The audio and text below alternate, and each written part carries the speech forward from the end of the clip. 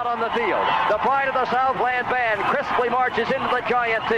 The rear, the roar of 97,000 fans rises with each rhythmic step.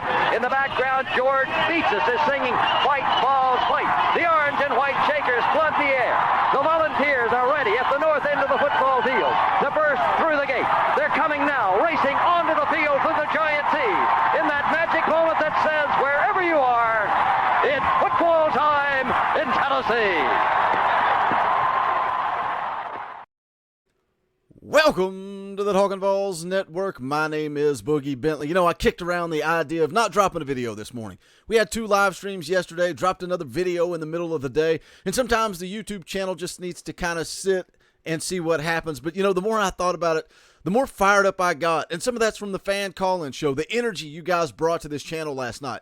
And thinking about what we've talked about all off season long, this football team, their ability to get to 8 to 9 wins and continuing the momentum that Josh Heupel created in year 1. And the more I thought about it, the more I got fired up. And I'm thinking about the different narratives of the game. You know, Tennessee needing to get a pass rush, needing to get after Slovis, get him to the ground, impact his decision-making.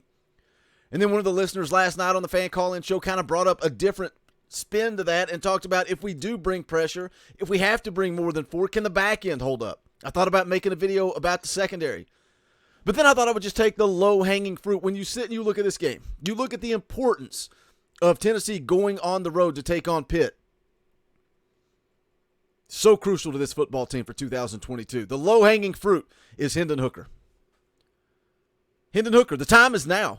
If Hendon Hooker wants to become a legend, if Hendon Hooker wants to be a quarterback that we talk about for years to come, I'm the first one to start it right here on this channel. Hendon Hooker for Heisman in 2022. If Hendon Hooker wants to have a shot at going to New York, being a finalist, the time is now. It starts this weekend on the road against Pittsburgh. Before we get into this, do me a favor.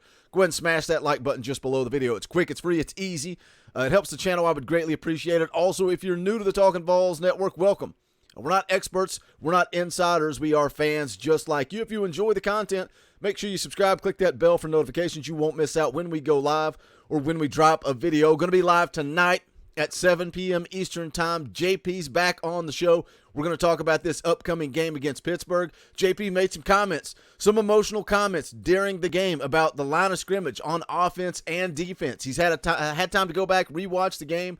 He's got some different opinions. I can't wait to pick his brain tonight and kind of talk about that. But again, join us live at 7 p.m. Eastern Time. Let's talk about Hendon Hooker. Because, again, what he has done in this offense, efficient.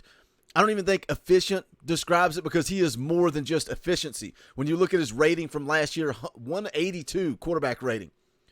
Completed 206 passes for almost 3,000 yards.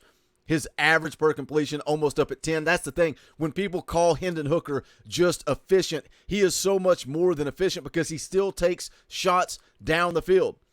And when you take shots, you average almost 10 yards per completion. But you have a 31-3 touchdown to interception ratio. You are more than efficient. You're efficient. You're dynamic.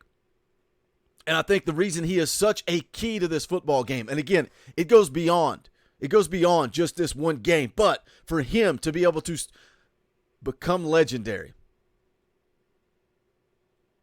you got to go beat Pittsburgh on the road. It starts on Saturday at 3:30. We go back to the game last year. Pitt comes into Neyland Stadium, ranked football team. Joe Milton is leading the charge for Tennessee as at the quarterback position. We go back and look to that game, and so many of us talk about what could have been, what should have been, what might have been for that first year of the Josh Heupel era. Still satisfied, impressed with what they did, able to go out and win 7 games when that roster was just absolutely depleted. But one thing we all like to talk about when we go back to that game in 2021 is the fact that Hendon Hooker didn't play that entire game. Ifs, ands, and buts. That's what we talk about with that Pittsburgh game last year. If Hendon Hooker had been the starter all along, Tennessee would have walked away with that game hands down. Ifs, ands, and buts. But realistically, when you go back and look at it, you look at what Joe Milton did to start the game, and no disrespect to Joe Milton. I love the way that he is a teammate. I love the work that he's put in. He looked great in a little bit of time he got to play last week against Ball State. But Joe Milton was 7 of 12 in that game for 50 yards. Added 50 yards on the ground as well. But the crucial part of what he missed last year in that Pitt game were the deep balls. And it was early, and it was often. And Tennessee really had an opportunity to put Pittsburgh away early. We as fans, we jump on here for post-game shows. We jump in the comment section. We jump in the live chat. We bury Joe Milton, blame the game on him. If, ands, and buts, if Hendon Hooker had been out there, we would have won that game. That's easy to say. Feels like 98. Coach would have played me, would have won state. Hendon Hooker has the opportunity this coming Saturday to prove us right. I think Pittsburgh is outmatched with our wide receivers versus their defensive backs. That's the way I see it.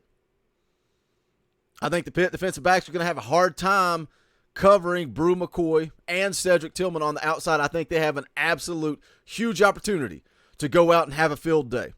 Jalen Hyatt across the middle. You got to get your tight ends involved. Princeton Fant, Jacob Warren, not really heavily involved in the game plan last week against Ball State. Was that by design?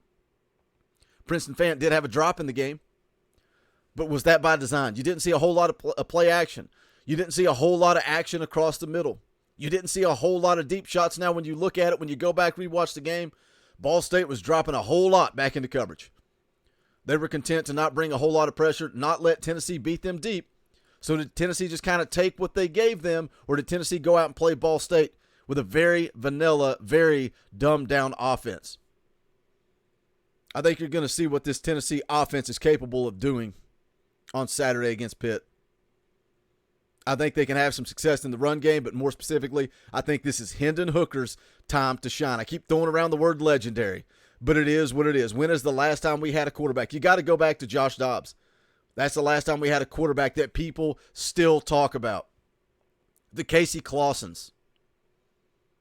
The Eric Ainge type quarterbacks. Maybe those aren't legendary, but those are guys we still talk about. You want to go further than that. You want to talk about the Peyton Mannings. You want to talk about the T. Martins, the Condrich Holloways, the true legends. Sky's the limit for Hendon Hooker. I still believe he can go out and have an opportunity to get to New York. I believe it. But if he's going to do it, he's got to do it on Saturday. You can't wait around. You got to do it on Saturday. You got to go get that top 25 win and continue to move forward. And we'll talk about Florida once we get through with Pitt. Akron's going to be another padding the stats type of game. But you look at Hendon Hooker's numbers against Ball State last week, not bad.